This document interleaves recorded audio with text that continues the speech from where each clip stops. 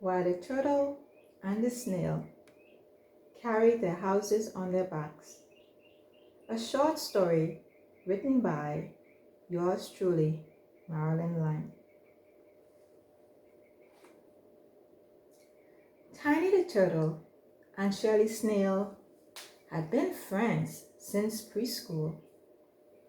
They loved to play in the open forest that was near their home. They constantly ran along the cool stream, pretending to be in their personal swimming pools.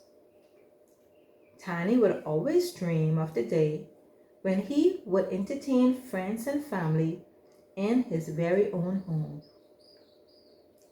They both knew what type of house would suit each of them. Tiny needed an indoor swimming pool and a sandbox, while Shelley needed cool rocks and large indoor-outdoor plants to complement her dwelling. With this in mind, the two set out to find their unique houses.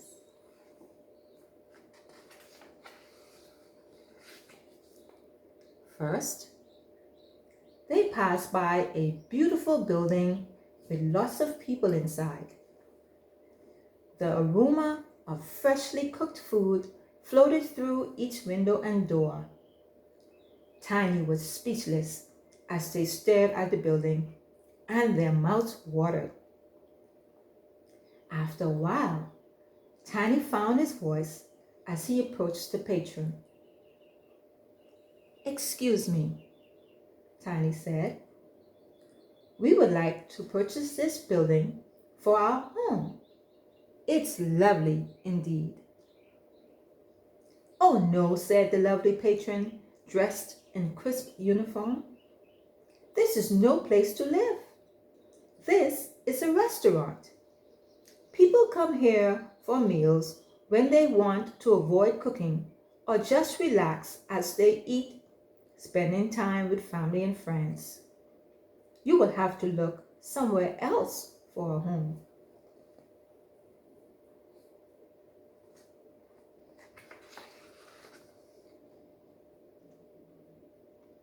Tiny and Shelley continued walking. There were lots of tall buildings in the area. Soon, they came across a large building with lots of beautiful windows. There were also sliding glass doors from each floor, top to bottom. Inside, a glass door moved from one floor to the other, transporting guests and their luggage. This door was called an elevator. Phones rang and people were busy dragging carts filled with luggage in and outside the building. "Pardon me," said Shelley. "Is this a good place to call home?" "I don't think so," replied the bellman, who was stationed at the door. "Here, tourists and businessmen and women spend money to live temporarily while they are away from their own home. This is called a hotel," said the bellman. "Besides, this is much too large for a small snail like yourself. Good luck as you search for your own home."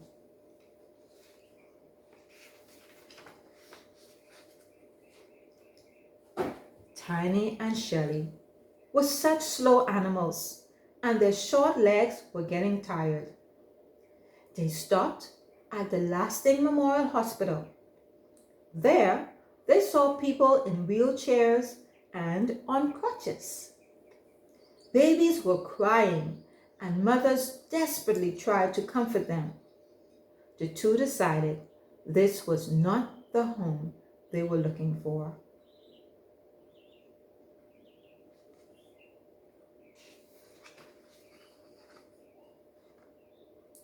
Later, they passed by a pumping station. Cars lined the tarmac near the pumps, waiting for petrol or gasoline. Attendants ran back and forth to allow the busy crowd to move quickly. The air was filled with smelly fumes, so Shelley and Tiny hastened to move away from the gas station.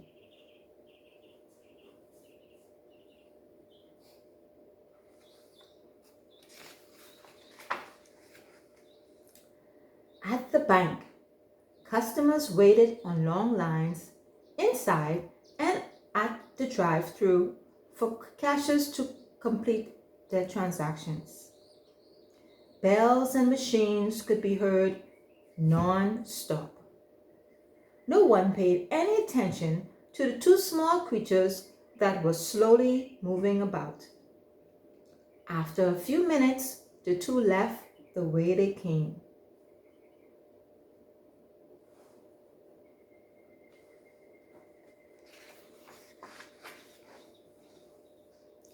Near the bank was a large building that was the headquarters for the town's business. Residents also visited this site to publish documents for land and buildings locally. Hundreds of steps lined the building in and out. Just the thought of climbing up and down the steps each day made the two friends continue their search for a special home.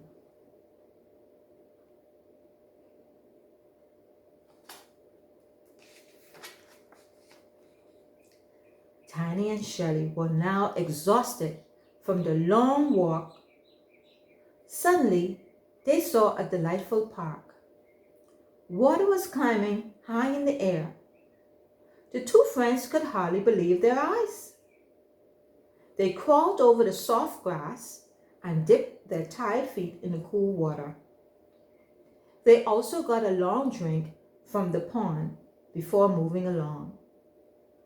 They had not gone far when they saw an ant named Andy. "Where can we find a nice house to call our home?" they said. "We have been looking for days and still have not found any house to our liking." "You must search the places called residential," said Andy.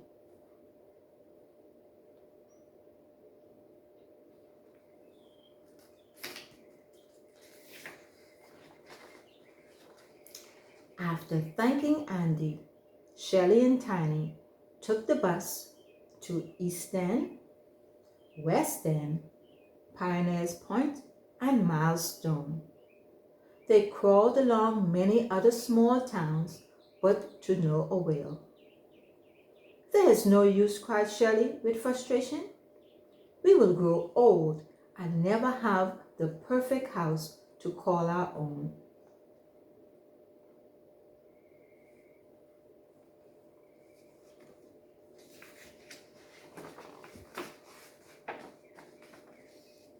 Suddenly, Tiny got a great idea.